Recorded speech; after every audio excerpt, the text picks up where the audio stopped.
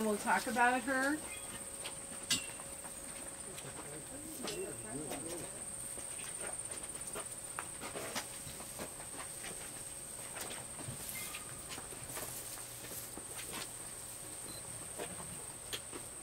You see the way she's walking? That joint that's bending back is actually her ankle joint. And so the cranes tend to walk on their tiptoes. The Great Crown Cranes range, you can see the map over here. And in the Spirit of Africa, you'll notice that our signs are different than what you're going to see in the rest of the pod. Because it's a newer exhibit, we're able to move this marker up and down as cranes become more or less endangered. And the Great Crown Crane just became endangered. That moved up from vulnerable up to endangered this June. They're one of the most rapidly declining species in the world. And in the last 30 years, over 80% of the Great Crown Cranes have been lost. Crown Crane area. If you want, does anyone want to look at that? You can just pass it around. How many of you saw her just kind of bustle a little bit? That's called a ruffle threat. It mainly is just saying, hey, this is my area, just letting us know. But this particular crane is very imprinted on humans because she was raised by a gentleman in Louisiana. So from that standpoint, she's a good exhibit bird, and frequently she'll dance. If we're walking by and there's a gentleman that she kind of prefers, she'll do a little dance, so we might see that. The Great Crown Crane, the main threat is habitat destruction, and that's a lot of the wetlands are being drained for farmland, and so one of the threats to them is the reduction in their wetland habitat. And the other is the global crane trade. We'll talk a little bit more about crane trade when we look at the other crown crane. But cranes are taken out of the wild for very many reasons. I don't know, some of you may have seen pictures of birds in front of hotels, like fancy hotels. And so that's one thing. Sometimes local people will remove them from the wild for cultural reasons, for food or for parts, for zoos. But when you remove a crane from the wild, their chances of survival are less. They're more prone to disease. Anyone not see the feather? Now I know that's a female. There goes that little ruffle threat. Just telling us she's, you know, this is her area. Now there will be some cranes that don't have the silver band. They've been banded in other, where we have procured them from. But the ones with those little silver bands, when you see that on their left leg, it's a female. Okay. Now we've been trying to get her to...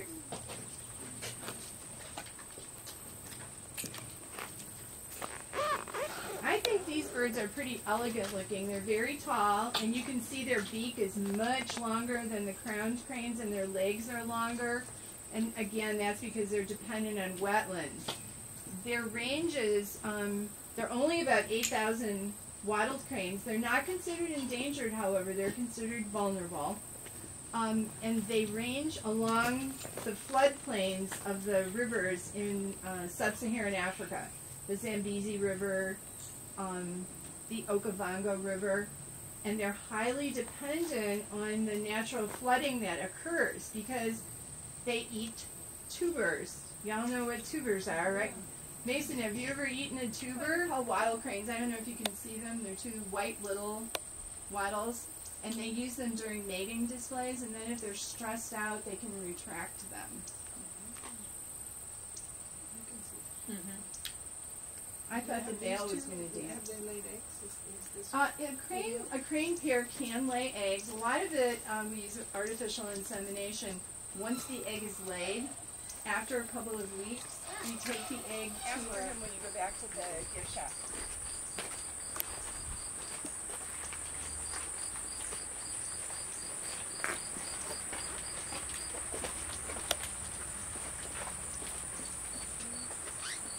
Pretty wildflowers. I like those purple.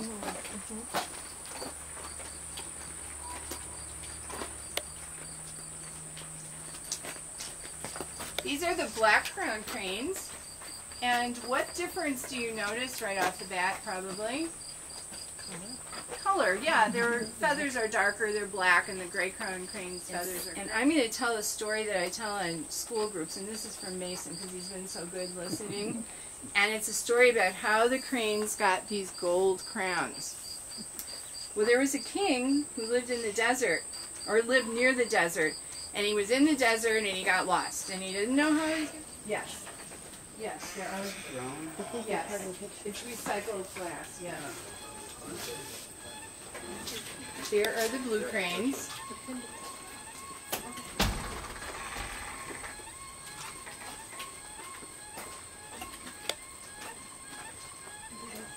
Hear that unison call? That's a good example of it.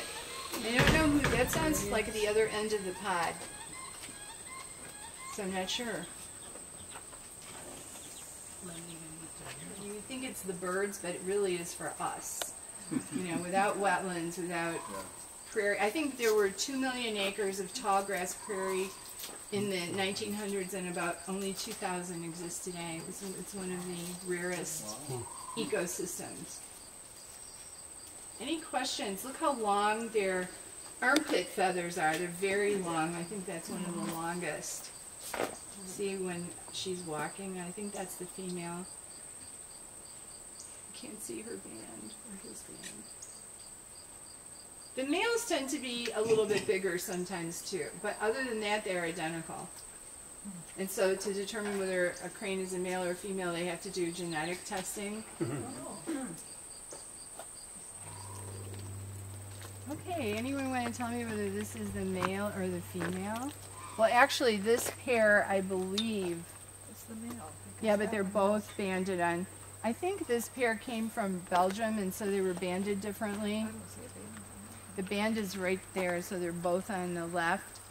But the male is typically a little bit larger. There's a red band on that. Yeah, that's a different banding system. Now, these birds are, you find them across 80 countries. Look at that red area. It's all, they're called Eurasian because Europe and Asia.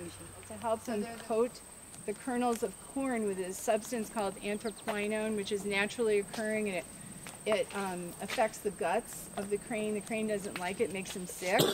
And so they'll leave the corn alone and eat waste grain and beetle larvae. But it's when the corn is about, I don't know what it's called, but when the little shoot comes up about this high, cranes know that there's a kernel under there. So you know, farming has made the sandhills more abundant because it's given them the habitat, the grassland and the wetland. So when the hunting was regulated and the farming increased, the cranes, and now the farmers are needing to find ways to, without hunting. Sandhills are actually 6 subspecies, and the Florida sandhills are non-migratory, so they're a little bit smaller than the ones you're probably used to seeing out in the wild, and they're more gray. They don't have as much brown on them because the ones here will paint their feathers with mud, and so they appear more brown. But sandhills are about 700,000 sandhill cranes. And the area that you saw in the light show, the Platte River, you can actually go there in the spring and fall and rent a blind and actually see the sandhills come in at dawn and dusk. So I haven't ever been there, but I heard it's quite an experience. You see, he's kind of showing us that. Well, that's cool, huh? Yeah. And the plexiglass is there, and you'll see it in some of the enclosures. Does this one have the plexiglass? Yes. Yes. Because some of the cranes are prone to sticking their beak out and rattling around, and we don't want them to injure their beak. But this pair particularly. If you look at that range map, they have a very long migration. They go almost all the way, almost up to Siberia in their breeding range. Also, I've been told they've been dancing this summer. So watch for them and the wattle crane. These are, you know, they talked about the Mekong Delta and the restoring projects. That's the eastern Saris crane. Look at the beak on that thing. Yeah, there's one that's even longer as you walk around the pod. The Siberian cranes are the most critically endangered, and they have a very long beak, and they dig that and this that. It's really quite Get a good lovely. picture? Yeah. Does anyone have any Yeah, this is questions great. before we part?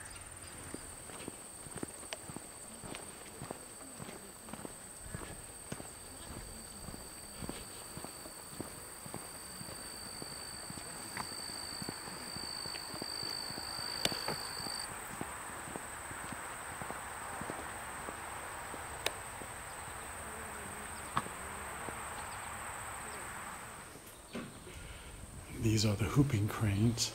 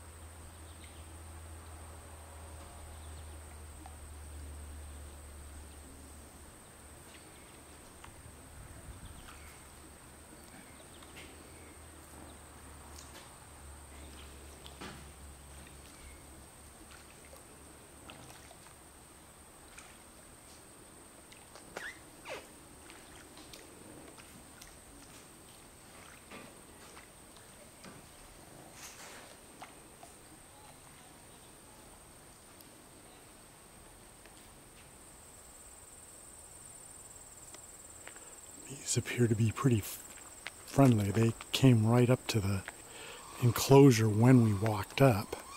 Australian.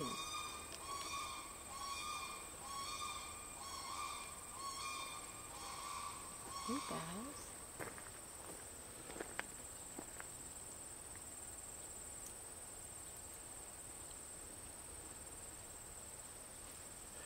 They're molting a little too, it looks like.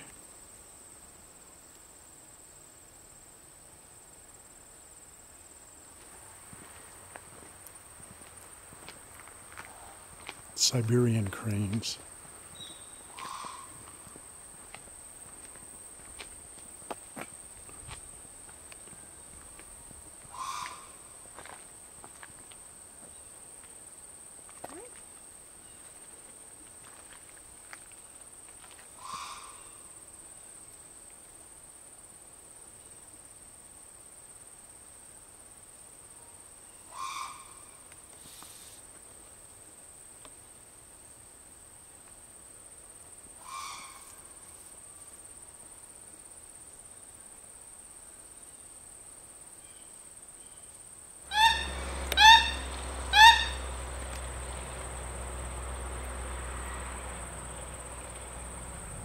White-naped cranes.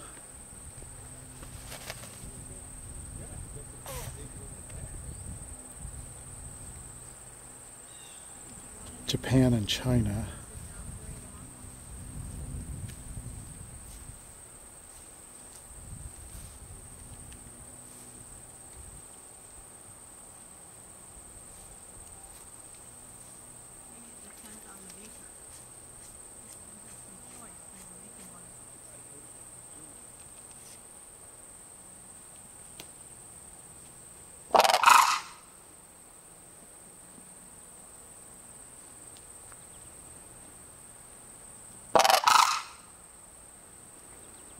That's the unison song she was talking about, where one starts and the other finishes. You're not used to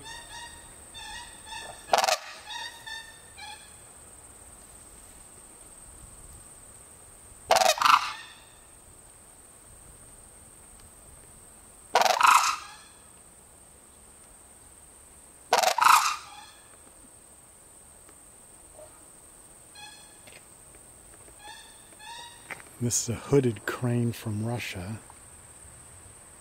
I don't know why he's got this extra little area. They winter in Japan.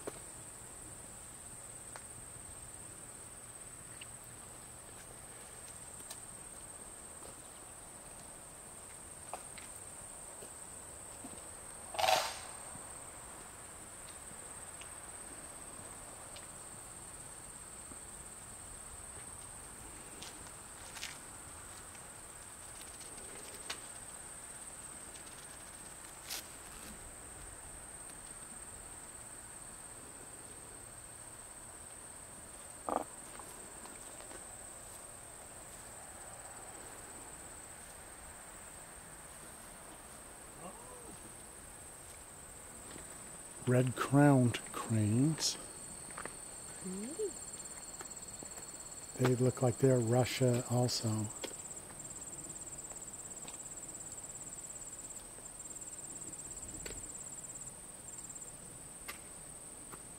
Mongolia and China, I guess, too.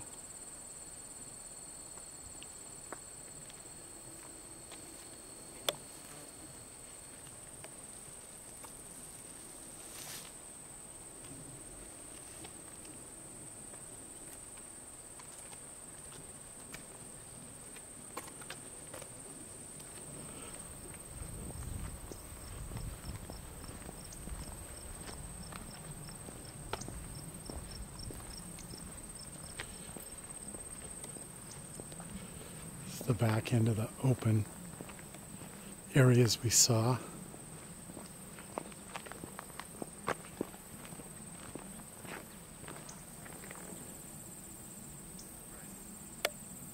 And the cranes are staying back by the building for some reason.